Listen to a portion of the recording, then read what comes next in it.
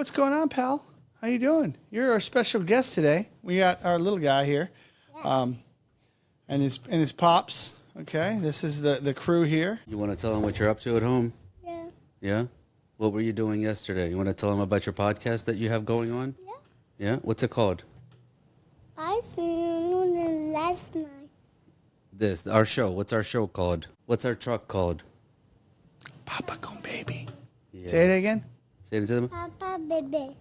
Papa con baby. Yeah, that's the Nice. that's the name of the podcast. Nice, nice. And who is this? What we're speaking to there, bud? Who's this little guy? Oh yeah, Caliel. Tell us your name. The little. Caliel.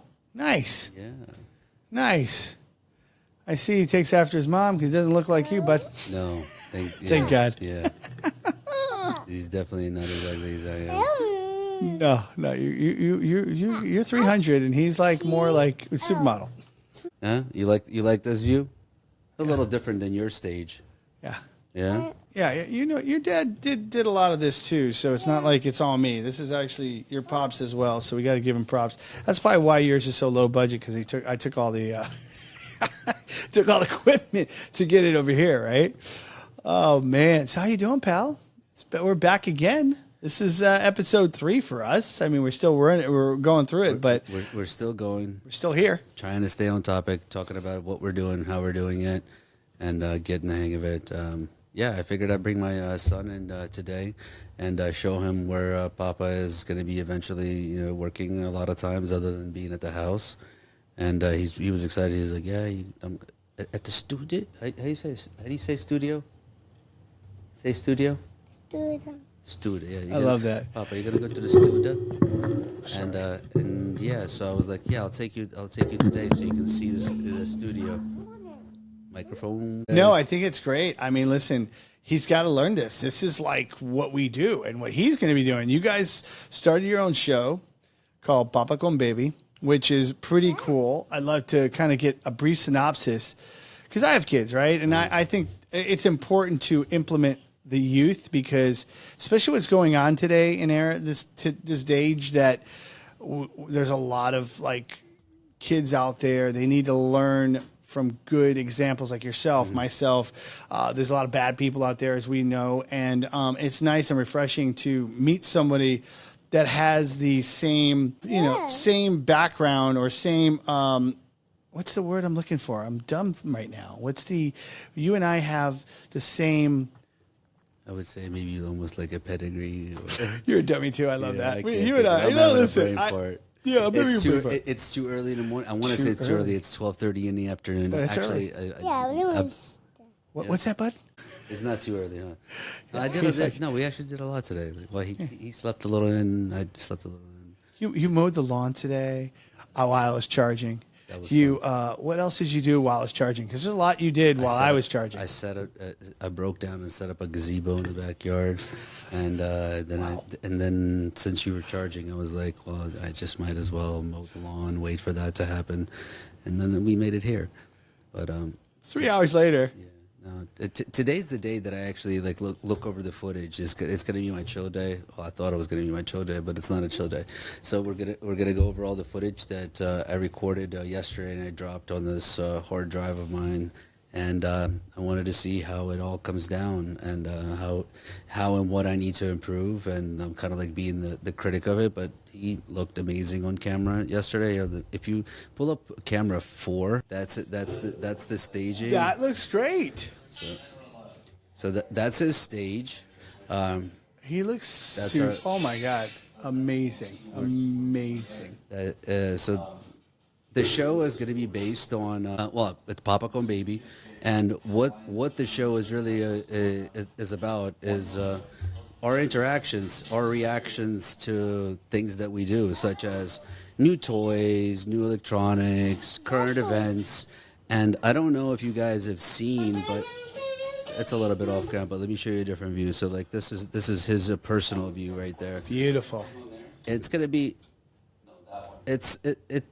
It's his reactions to life, you know what I mean? His viewpoints on like how he feels about things. And I think he's got an interesting perspective and he's a little man, dude. He's a little cutie, dude. He's got his stuff together. Look at him. He is like, soaking up the time on the camera. That's amazing how he's gravitated in such a young age. He's not sitting there just, he's showing you stuff. He's excited. And like even right now, look at him. He's like, he's showing off his new toys he's got. That's the toys that we did. That's cool. Yesterday on the podcast. Nice. So yesterday we were kind of just trying out because it was really like our first episode trial thing. So we were like, what do we do? And it was everything at once. It was like, let's do an unboxing of this toy. Let's talk about this. Let's talk about that. And it was just, it was a little messy. But it was great. Who cares about messy or organized? You got your loved one next to you that is super beautiful, and that's your boy, dude. Yeah. And he's freaking amazing. And it's great to understand that you want to implement him in our life, bro. And I think that's cool because growing up, we didn't get that, right? Yeah. Well, my dad tried to teach me his trade, but he was a shoemaker, so I was just like, no, Dad. I learned it, but not a 3. I didn't want to be a shoemaker. No, not a 3. And so what I did was, since he was 2 years old, so I fly FPV drones. I fly drones in general. He fell in love with drones as soon as he see me flying them in Brazil. So I started teaching him how to fly drones. It's awesome. Since like 2 years old, he's been flying drones, and he loves that. So I figured I might as well just start training him in everything. And then the whole thing with Papa Con Baby started like when he was born. Like literally, like as soon as he was born, I grabbed him in my arms, and I was just like, and that's the only thing that I could think of in Portuguese at the time because me and my wife spoke in sign language at that time, and I was just like Papa Con Baby. And it means Papa and I started that Instagram, and it just stuck since then. And it's been since day one. We've had that Instagram, and we've had that label, and he's That's the spray bad guys, correct? Yeah, that's a police car that sprays bad guys when they do bad things. Which one's bad guys go in that car, right? When they're naughty, they go in there, and they take them to jail. Yep. For doing bad. Oh.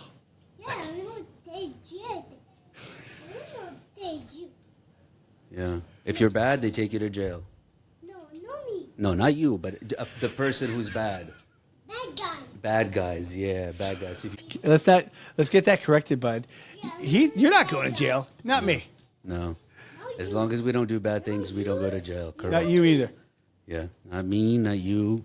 We don't do bad things. But yeah, so I love this, man. Get back to Papa Con Baby. Papa Con Baby is supposed to inspire fathers nowadays because there's a lot of disconnect between the men and their children, from what I've noticed, and they don't spend time with their kids. They don't give them the attention that they deserve because, like for example, in my son's eyes, when he sees me, I am God. I am Superman. Like I don't know what better feeling a real man can have than experience that from their son. Like if you have that, I don't think there's any better feeling. I mean, let me tell you something. I'm going to share something with Miu that I was going to ask you, but I was like maybe it may be a little inappropriate. So let me share an anecdote with what I lived in my life, opposed to asking you this question. Because growing up, my dad was a pilot, and he was always working, and that really kind of got me. I was never first, I felt, you know what I mean? Even though I was, because he was providing for the family, I always thought, man, this guy doesn't come to my football games, he doesn't come to my baseball games. I had to adjust my life, and that really kind of got to me as a young child. And as adulthood, I that's what I remember, you know what I mean? And it saddened me to have that. And I feel like what you're saying is, and my question now to you is that something that you felt growing up that you tried to kind of introduce to your child, or you always had this good, and I'm not saying abuse or anything like that. I'm just talking about just being interacting with your pops. Yeah. So we're political refugees from Ukraine to over here. So let alone my dad had certain addiction things going on from alcohol to whatnot through his life. He was always working. Yeah. So I did not get that warmth from my father. Now I know he loved me, like, and all that stuff, and there's a lot of bad that goes with that. There's a lot of it. We're not gonna get too deep into that, but no, I never experienced that. I don't ever remember hearing the words "I love you" ever in my life. Yeah, Period. yeah. Me too. Ever. Me too. Me too. I think it was forbidden because you're a man, right? Yeah. Like you can't show feelings. That's a wife. That's the mother. That's the women that do that. The men are the providers. Yeah. And you had caregivers, and that was your mom, right? I mean, that's how I grew up. And so my mom was working 3 jobs most of the time. She was a radiologist, so she was during the day at work at one hospital, then at night she was on call at a different hospital, so I barely ever got a chance to see her. And her only way to show her love to me was to give me money and buy me things. Understandable. I know she loved me, but again, the words "I love you" and the spending time with me never happened, period. So I went a complete wrong direction. So my whole thing was, how do I switch that around? How do I break that cycle? And what do I do about that? So like every day that I wake up, like he hears the words "I love you" at wake up till he goes to sleep, to make sure that he remembers, he understands that his father is constantly thinking about him. I spend a lot of time with him. Thank God that I built my life into such a position where I work for myself and I work from home a lot of times. When it comes to video production and whatnot, so I set myself up for that. So I'm very I would say, first of all, I'm blessed for having that opportunity, because without God, this would have never happened, and without any of that. But so. That and the fact that I put in a lot of energy to build that gives me an opportunity to be able to be a present father in my son's life right now. And I'm more than grateful, because I don't have friends to hang out with, because I don't need friends to hang out with. My friends are my kids. I got a 15-year-old as well. I got a baby on the way. And Caliel, who's in the middle here, he's...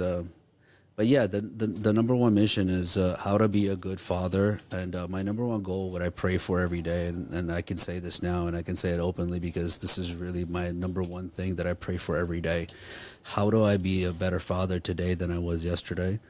And I pray for that every single day, so I can get wisdom and knowledge, because I make mistakes on a daily basis. Yeah, I mean, that's normal, right? I mean, we all do. I mean, that's important to realize that. And it's important to kind of instill the fact that you're imperfect, but you're trying to be perfect, right? I mean, I think that's essential to kind of gravitate to the best you, right? I think they only have us, and they only they have us as an idol or a mentor and all that. And it's beautiful that you guys have such a great connection, great bond.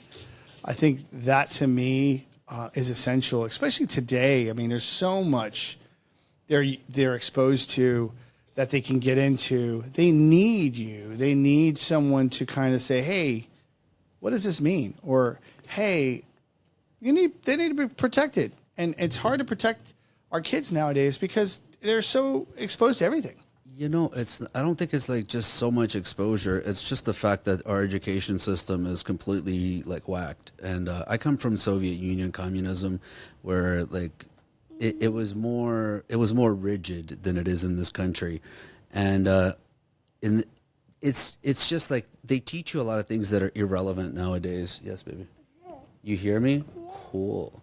So they teach a lot of things that are irrelevant. And what happens is this: let's say you're an average American family, you have a wife and a husband. What happens? You go to work, let's say 8 to 4, 9 to 5. You come back from work, and your kids get home. You cook dinner. It's about 6, 7 by the time you're done, because an hour traffic, and all that. So what time do you really spend with your kids? Your kids don't grow up with you. They don't know who you are. They don't know who their mom or dad is. They just see you as these avatars that come in, and they're called mom and dad. They're raised by television or social media, and 80% of that time is spent in school with a bunch of other kids that are raised by the same kind of a system, and they're all raised by all of these tweets and internets and TikToks and other kids that are in school that are not being raised by their parents. So with me and my wife and my children, like our goal is to do private schooling, homeschooling, none of that to be, we want to be present in our kids' lives. We want to teach our kids our values. We don't want to forget about God. I remember when we used to have in school, like, I pledge allegiance to the flag under which it stands, and it was like under one, I forgot how it goes. Yeah. Like you would have Indivisible. God, but you would have God in your system. They took all that out, out of the schools. No, it's sad. Now man. it's just like, let's put a rainbow flag and inclusivity, and like you acknowledge everything. Like, and that's just, to me, it's like, what? I don't want my kids to be exposed to those kind of things. So, I take this very personally. Like, I want to raise my child. And the thing that I learned, and I learned it from myself, is like, you don't listen to, like when somebody tells you, adults or an authority tells you, hey, go do this. You're like, F this, I'm not doing this. You know what I mean? Or like something inside of you is just like, you know what? Like, no. So I don't tell my kids what to do, really. I do what I do, and I let him observe. So my whole thing with me and how I became more disciplined, which is like really, really like a interesting thing, is I started changing myself because I was afraid that my son, God forbid, would do certain things or behave in certain ways that I used to behave prior to his birth. And then so I started modifying my behaviors very drastically, very rigidly, and because he copies. He doesn't listen. He copies everything that I do. Yeah. They're sponges. I mean, that's what they do, right? He just copies. So, the mission and the vision is Papa Con Baby, how to be a great father, how to teach my son in the best way that I could possibly be able to teach him with the knowledge and the information that I have, and hopefully inspire some other individuals in this life, to do the same thing with their kids, and to spend more time with their kids instead of I don't know, maybe go whatever the activities might be. Let it be going out to a bar or whatever that is, But if we want to change the world, that's the way to change it. And that's a great message, right? I mean, I think we have to have, in this time of our lives, we have to have messages. It can't be so. I mean, again, this is a learning process for all of us, and the world is changing so drastically, so rapidly as we know it. And it's nice to see that you have values. That was the word I was looking for. The values you have, and the values that you kind of mean something, and you're a spiritual person too. I mean, again, it's something we spoke about last time we were together. It's like, God needs to be in everyone's life. I'm not saying to be a evangelical or be somebody that is just trying to monetize the worship. Just do you. I mean, just your body's a temple. Just do you and live that mantra. And I think that changes everything. It's not about trying to make sure that everyone knows you're in church or temple or wherever you go. It's just focus on you. Yeah, and be the best of you. I don't tell anybody that I'm even religious. Like, the only time that you'll see me wear my yarmulke is when I do go to shul and I pray. I don't tell anybody about this because it has nothing to do with anybody. Agreed. I agree with that. I go almost in secret because it's for me. It's how to make me into a better husband, into a better man, to remember those 10 commandments every single day, because my mind does tend to wander just like any other human being. It's true. But it's true. How far does it wander, and how do you control that? Because all those impulses are there for everybody.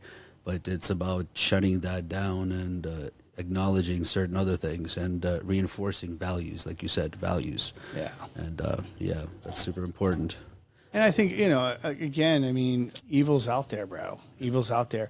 Yeah. And if you underestimate evil, then you're ignorant, and that's not the way to be. I think you really have to go after this world we live in to understand that there's a lot of injustice out there. There's a lot of betrayal. There's a lot of evil. And if you're not worshiping a God, you're just falling short. You're just not doing the right things, and I think you need to have that. And I'm the same way. No one knows what I do, and when I do it myself. You know what I mean? I'm not. It's in our No, blood. and it's in our blood, but it's, you and I are very similar because, we have that mindset, and a lot of people, which it goes back to what you said, you don't need friends, and I'm with you with that. I think you need people that are going to push you and be on your same level, and you don't want someone that's going to bring you down, because we're at the time of our lives that we just don't have any patience for that. I don't, clearly. I'm like, you know what? I don't need to spend time with anybody. I mean, we spend time because we want to. You go out of your way to come here to do this, every week. And that's, to me, is rewarding, and it's honorable, because you don't have to do it. I told you that yesterday. I said, you don't have to do this, man. You want to do that. And that makes me happy, because I know you could do a lot of things in your own free time. Well, we have a mutual goal too, and to express our views and our values in a certain way, and bring some value to the world with our experiences, let it be from the technology that we talk about, or just giving our perspective on the current events or current things that are happening. I think that you and I have developed over the decades certain filters, and those certain I would say, those filters, those lenses that we have on, that we see the world through. Yes, indeed. That when we express the information, and as we express it, or we filter it, and let's say regurgitate it back into the world, we can bring or shed light onto certain things in a different fashion, where it might affect somebody in a positive way, and make a difference in somebody else's life. So I think that's what we're trying to do, and yes. We're going to find our way there, and that's I think where the mutual goal is. And do we have fun? Yeah, we have fun, because we have a lot of similar values. We have a lot of similar things, and we're very different, but we have a lot of things that are in common, and to me it's interesting. I'm having a good time doing this, and I want to see where most of these podcasts are going to go. I think we're going to have a lot more fun, and maybe next time, like when we get a chance, when your kids are back, you bring your kids in. 100%. 100%. Those guys would love to meet your son and meet you. You're an interesting, and I value your parenting, and something that I want to be around people like this. I don't want my kids to be, I want them to know that I'm not the only dad, that cares. Yeah. I want it to be like, wow, there are a lot of dads out there, because we get a bad rap. We get this rap that, you're just a deadbeat. You're this, you're that. And there is some, granted. And there's also deadbeat women too. And that's okay. For whatever reason they have, that's fine. I don't care. I'm not judging. That's not my lane to judge. What it is to lead by example, be the best I can be the best dad, like you said. I think that every day is a challenge, and we go through it, and going through all that, knowing that I'm going to try. Well, what's crazy is, like, me and my wife had this conversation the other day. We're like, well, how do we filter our son's friends? Because, like, he's gonna have friends, right? And here's my main thing: like, we don't want to send him to just anybody's house, because, like, your mom can be a lawyer, your dad, whatever, lawyer, doctor, whatever. But if you have internal home problems, that reflects on the children a lot, and, like, you can tell a lot. So, like, how do we filter that? So that's a very important aspect. So the reason I started that thread with you just now is because I want my son to have friends, and that I know his parents and the parents' values, and somewhat, like, at least have some kind of relationship with them, so I can understand how they would react inside their home. Well, I'll tell you. I mean, it's funny that you say that, because there's a lot of things that I do on a daily with my kids. They don't sleep out. Like, that's not going to happen. I mean, of course, he's so young. But they don't sleep out. My daughter's 12. My son's 8. And majority of the time, how I grew up, I instill. And because I appreciated that. Everyone came to my house. Okay. And I feel that's an essential thing to control the control the agenda, or control the mood. I know I have strict rules that, especially, different genders. I'm not going to sit there and have them in a room, locked up in their room and playing, and I'm not engaged. I engage with my kids, as you do. I see it with him, and it's just like, that's what I do. So just be engaged. A lot of parents don't parent. And No, they're no. just like, and I see it, and I have good friends, They're great like, yeah, friends just go out there and do that just sit there and they're just like not active. And I'm like, and I become the good dad. I become the great dad. And that's what you got to do is I think you lead by example because you can't control who they hang out with. My best friend that I grew up with had some difficulties in his life, lost his father and that changed his demeanor. And he became just saddened by that, and it's affected his.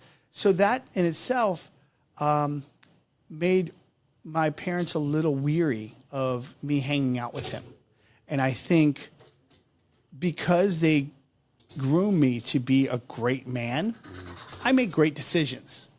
Even though I was in situations that were compromising, and sometimes it didn't make so, God willing, and God watching over me, I got through a lot of things. Okay, I'm being honest with you. I think that was the whole, rhyme and reason of that. I didn't get in trouble for certain things that I did because I was my faith was strong, and I believe in that.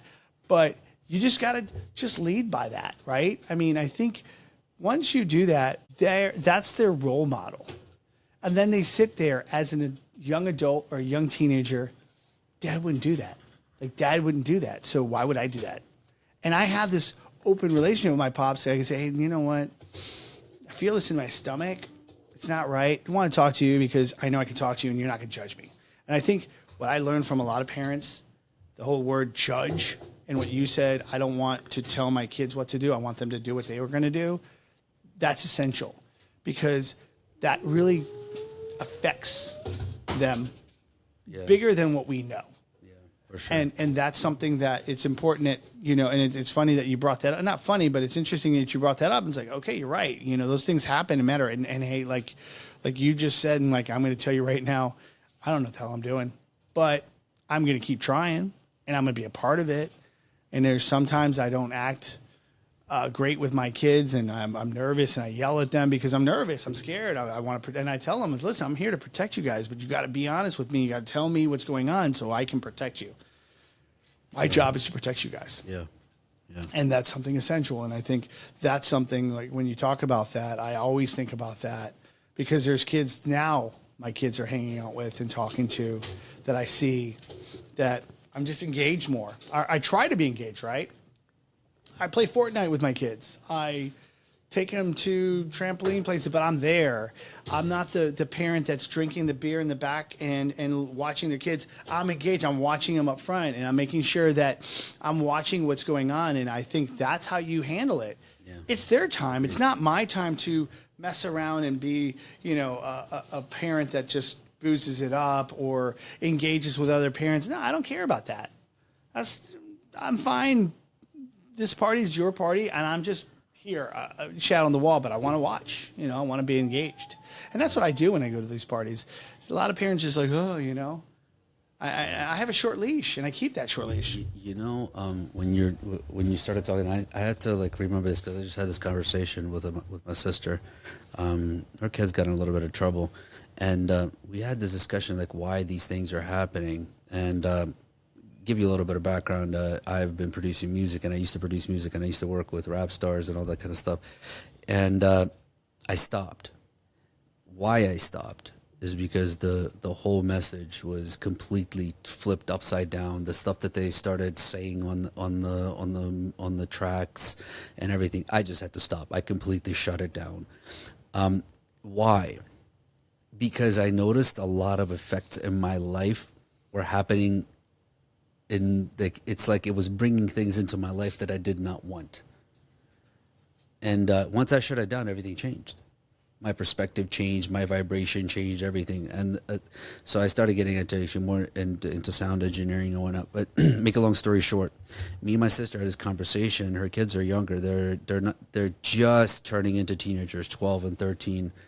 And they got into some trouble, just doing crazy things. We're not going to mention crazy things, but they whatever. did. They're being kids. And I keep telling her, I was like, it's the music, because what did they listen to? And I asked her, and when I seen them listening to the type of music, it was It was hip hop, and we call it hip hop now, but it's not hip hop. It's trap.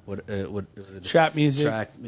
The things that come out of their mouths is just complete everything against any like human decency that you can possibly like come up with. It's like devil music. I would say that that's what it is, because like you're talking about murders, killing, women calling them bees and everything sex else. And all that stuff. Women saying they're doing this, that. How do you want, if we understand, right? So I gave her a simple analogy, right? How did kings and oligarchs and all that stuff get their armies to march forward and go to war, the front lines? What did they do? They played the drums. Hold on one second. Tell him to not do that, because I'm afraid of the electricity. He's plugging things out. I don't want him to. So the kings, when they went to war, how did they get their armies to move? Of course. They played music. Of course. They played drums. Yeah. That's exactly what's happened. It has not changed. The people that understand science and sound, they understand how you get people to move, and that's with music. Music gets people to move. Depending on the type of music and the vibrations you play is what it is how it moves the demographic and how it moves the populace or the people that are listening to it. If they're listening to these 808s and these deep dark sounds that are moving them, they're moving their bodies correct, and then they put those subliminal messages and the messages in the background. So by the time these kids are teenagers, they're corrupted in their head of what's right and what's wrong. Kali, sit down. So their mind and everything else is already it's corrupted, and they think that those things that the music says it's okay because, oh my God, but look at him, he made it, he's a millionaire, and he's doing this, he's doing that, so it must be okay to do this. Yeah, it's bad. So it's bad. We keep music out of the house. I produce music, I make music, but we keep music out of the house. The only thing that we listen to and even my wife doesn't even go with this, but she'll listen to. I listen to everything 90s and under, because so 90s and over is when it started really, really flipping the script. Well, that's when Luther, and it's funny because we're just talking about this with my friend. We went to Luther Campbell's birthday party when we were growing up. I was 15, 14 years old. A friend of mine was an artist, up-and-coming artist at his label.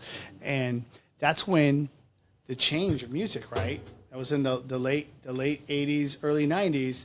That's when they changed the advisory came out, right? So that's when they really nipped it in the bud. They were like, hey, listen, we're going to put gangsta rap on there and all that other stuff. You're going to talk about profanity. Yeah. Hey, we pop that P and throw that D. Okay.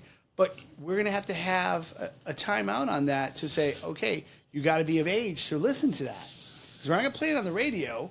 And do they even have that anymore now, like parental advisory or anything? No, I don't think it's just. It's not exercise. They're swearing. They're saying it, and it's disgusting. It's everywhere. It's disgusting. It's everywhere. It's on TV. They're showing sexual behavior in cartoons. They're doing all these things that was unforbidden, and it's really sad because as a parent, you're like, what do I do? Like, where do I go? Like, have a normal, time with my kids. I've watched cartoons, movies with my kids, and I'm like, oh boy. Yeah, right. Because there's a situation that, not that I don't, it's the newer cartoons that they're releasing. The newer cartoons, yeah, yes. And now you have to sit there and you're like, oh my gosh, here we go. And it frustrates me because I understand that the world is changing, but there's certain things that a parent should still be in charge of. Yeah. It should be in charge of. I don't care. You got rights. Everyone's got rights. That's understandable. But certain things should be restricted to a certain age so that they can make their own decisions.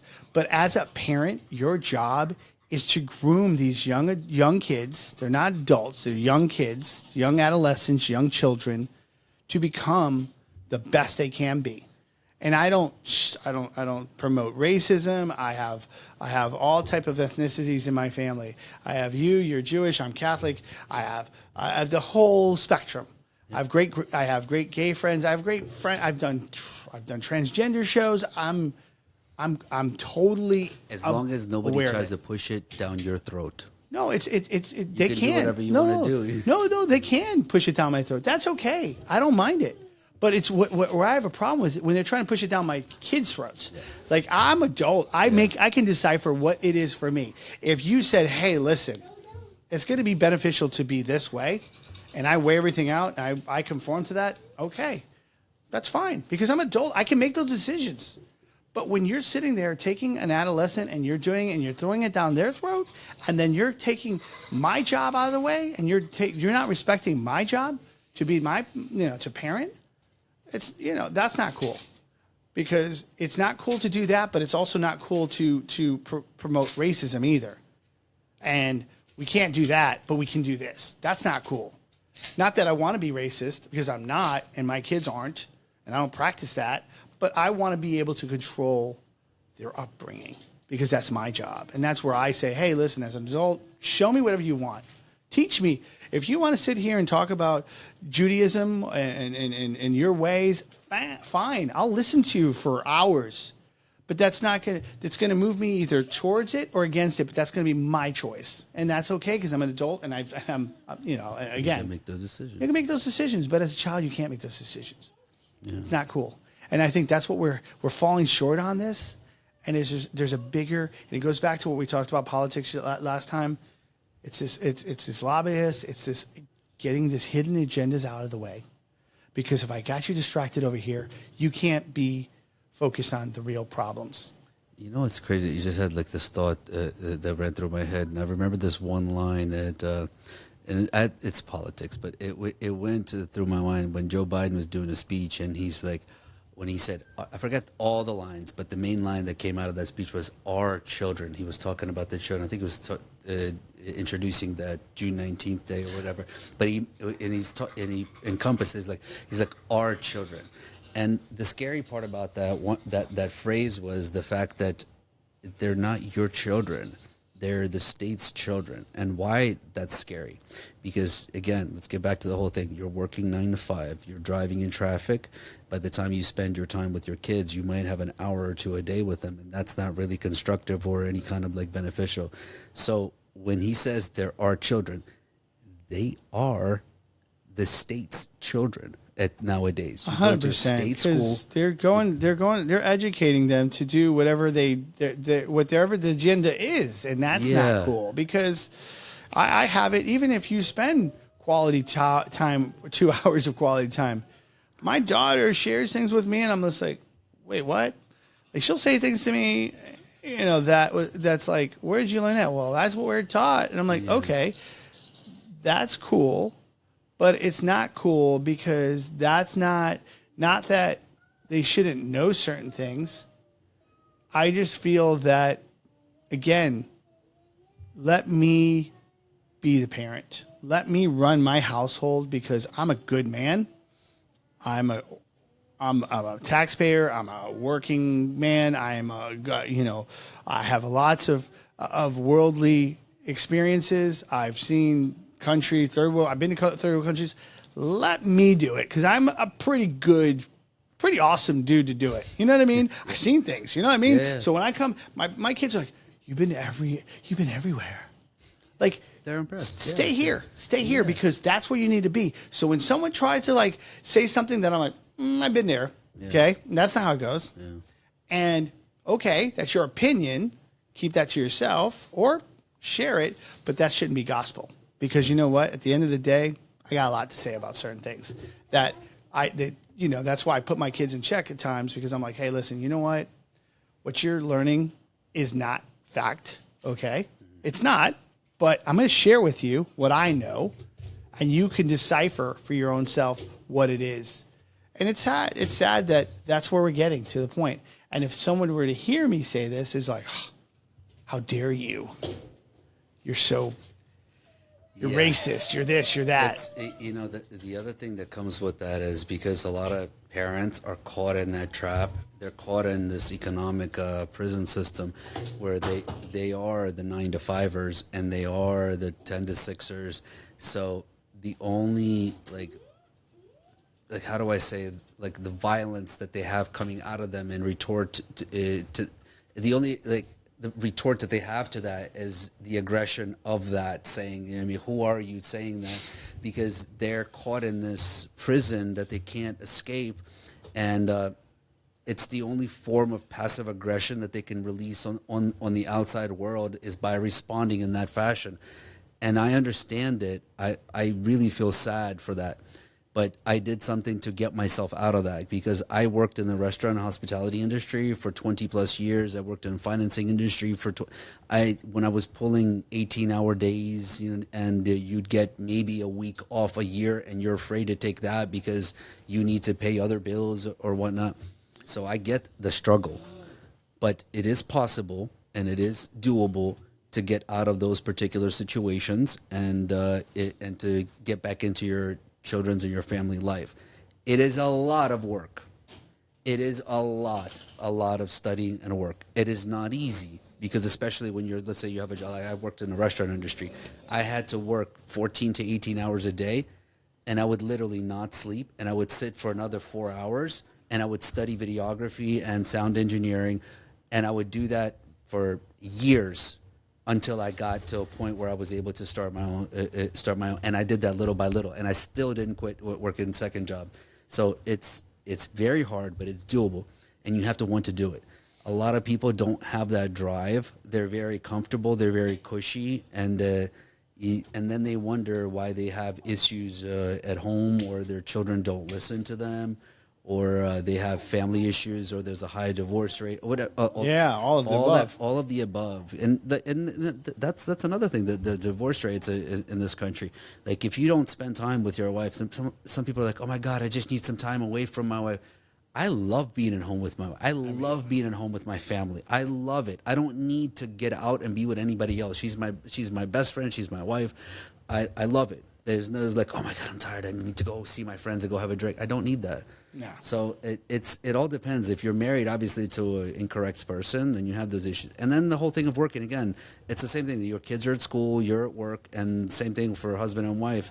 Generally, it's a 2-income family in America nowadays because it's expensive to live. Yeah, absolutely. So both individuals are working. So again, it brings that whole lack of connectivity, lack of, and then you come home and you're stressed from your colleagues or whoever you're working with. She's stressed from the colleagues and whatnot, and then it's that. And it's you're right. It's all encompassing. Bless you, bless you. It's all encompassing, and I think you nailed it on one point.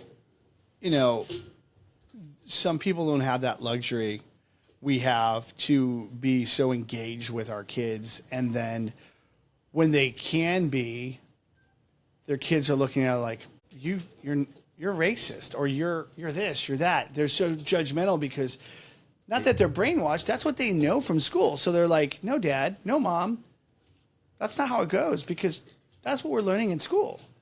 And you're just like, man, I can't even, now I'm going up against a wall, and now they're resistant because I'm not falling in line. I'm not falling in suit to what's going on. Well, they don't see you as an authority really anymore, if that's Exactly. the situation. No, they're looking at the school 100%. as the authority, and Exactly. you're just the dad or the mom in that position. You're just the home taker kind of thing, and the authority is the law, the state, the school, the system, and that's kind of like what you're saying. Am I correct? You're 100% correct, and that's what happens is you become a component that is just a vessel. You're not anything more than a vessel. You gave birth to this kid, okay? Now it's up to the state to parent this kid, and you're just there to purchase things for, feed them and and just maintain them, yeah. and that's it. If you want to, because some parents don't even do that. No. Because what do we have now? We have a lot of things like McDonald's is number one, and all these other things are number one. People don't even cook at home anymore, and now it's super expensive to get organic food and healthy food. It's insane. I can't afford that. So you know what? I'm gonna go to McDonald's, and I'm gonna buy a Happy Meal and all this sugar and all this processed food, and I'm gonna raise them that way. And their brain's not gonna work right because they're gonna have all this sugar in their brain, and it's only gonna burn out, and it's gonna become, then they're not gonna really use the true mechanics because they don't have the nourishment. So it's a vicious cycle. It's a vicious cycle. It's a vicious cycle, and it's sad because for me, I'm cooking at home, I'm playing Mr. Mom, I'm playing Pops, I'm trying to throw the ball around, I'm trying to teach them the fundamentals of life. But what's really great for me and what's really honorable is that they look up to me because they've seen what I've done, and I don't talk about it. Yeah, and they sit there and like, oh, what? I went to my daughter's my daughter's first day of career day and talking. I'm like, yeah, I worked on freaking the Avengers, and like, what? Everyone's just like, who's this guy? Yeah. I've worked on, and the first thing I asked the kids is like, what do you want to be when you grow up? Forget about me. What do you guys want to be? Because I've done me. What do you want? Ask 10 kids. I want to be a basketball player. I want to be this, I want to be that, I want to be this, I want to be that. I want to be an astronaut. Okay, well, I covered the championship games of college, NBA. I've been to NASA. I've done this. I've done that. And all those people have done. They've did what I did. What is that? What I did? I succeeded by just following my dreams and being a good person. Because at the end of the day, you just don't know who is there, and that person's going to help you out. And I told him straight up, be good to your neighbor. Be good to that person right there. Be kind. Be kind, because you know what? I'm not talking about bullying, because that happens. But just treat everyone how you want to be treated. And don't and I think it's God, it's the behavior that God has taught you. And I'm not trying to make this into a whole, worship, but it kind of, you got to have that. To get through all the stuff that goes through with what we do. Because at the end of the day, man, that's all that matters. It's all that matters. That little guy is so damn cute. I love him. Hey, he's into it. He needs some more attention. No, but you know what? It's okay. We're going biking and skateboarding after this. Yeah, I was just going to say, you know what? We're getting towards the end of this episode, and I love the fact that we have no script. We don't have, we talked before you left last time, and it was like, hey, was that okay? I was like, it would be more fun. But you know what? What I really realized about you and what I really enjoy, who cares what we do? Who cares? And let's just air everything. And we just don't know what's going to happen. But more importantly, what are you guys doing today? Like, what is Papa Con Baby going to do today? We're going to go to, I was going to go to South Beach because I got to stop by there, but I'm deciding right now, do I want to go to Hollywood Beach? I think we're going to go to Hollywood Beach. I would go to Hollywood Beach. It's great boardwalk. It's very nice. Because we haven't really... Does he ride a bike? Yeah, but I didn't bring the bike. I brought my e-bike that we can both ride on, and I brought he's got his little scooter, and I bought my skateboard. So I skateboard, and he scooters. Dude, you're so gnarly, dude. I love you, man. I love the fact that you're just such a kid. Even though you look older than me, it's cool. I like that Moses look. I like that freaking 300 look. But I love the fact that you're a man's man, bro. You truly embrace the way of a Florida man, in the sense that you're an outdoorsman. You love skateboarding. You love kayaking. You love being on the water. Like, that's what's up for Florida. Like, it's awesome. It's awesome, and a lot of people. They don't go to the beach. They don't see anything. They sit in their house and they're like, oh, it's too hot to do anything. No, what are you talking about? No, this is fantastic. I got my flip-flops on and my swimming trunks underneath. All I got to do is take this off and just go right. You're dope. But again, these are the benefits of when you start working and building a business that you can work for yourself. Which we got to talk about too. One of these days, we definitely got to get people on board, because let me tell you, there's so many opportunities. There is. And you and I are going to show them in so many ways. Look at this guy. This guy's got his board shorts. Look at. Go ahead. Give him the whole. Yeah, those are dope. Those are dope.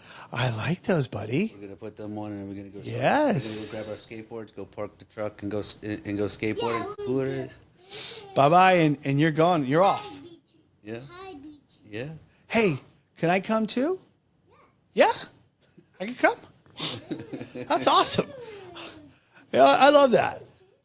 That's right. I got swimming trunks. Look, I got them on right now too, bud. Like, I live with them on. I got you. I live them. I don't. This is my uniform, bro. Yeah. Like, I am like all about that life. I mean, I am, a lot. My kids too in the car. Not this one, the other truck that that became brothers. Now you're trying to disown me. The actual truck. The actual truck, not the Cybertruck. The actual truck, I have all types of stuff in the back that is geared up for the beach, ready to go. Yeah. And I used to keep my bike because I have a BMX. I have the PK Ripper, which you guys see. You would like this. I got the giant PK Ripper that they came out with, and I have the Miami edition. I don't know if you ever seen it. I don't know that bike, but Oh my God, it's freaking pretty. It's pretty awesome. But you know what's so great about all of the things that we do is having fun with what we do, right? I mean, we have the opportunity to really enjoy this place, and a lot of people don't do that, and it's crazy. It saddens me. Florida's amazing, and I had a lot of people that moved over here, and like you said, like, oh my God, it's too hot. I'm like, there's a beach right there. Like, just go inside. Just do it, bro. Just go inside. But yeah, no, I can't live without water. Like, water for me, and the other thing is, like, I'm around electronics all day.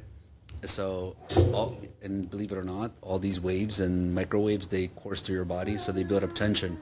When I go into that water, Takes everything away. it makes me feel like so good, and like I was just born. It takes all that stress, that tension in your body, like what's it called, grounding.